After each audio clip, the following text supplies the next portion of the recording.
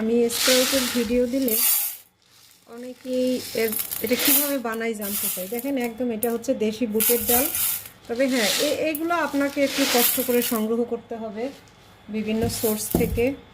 আর নিব হচ্ছে আমি একসাথে দুইটা বসাবো, কারণ শীতে কিন্তু সব কিছুই দেরি হয়। আর এটা হচ্ছে একদম দেশি মুগ ডাল, একটু বেশি করে দেই কারণ আমি অনেক দিন খেতে পারবো এটা।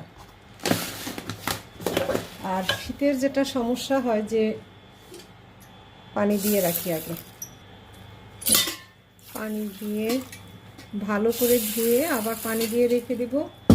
এটা আগে কি করতাম, যতক্ষণ এত শীত পড়েনি তখন 12 ঘন্টা ভিজিয়ে আমি কাপড়ে সেকে রাখতাম।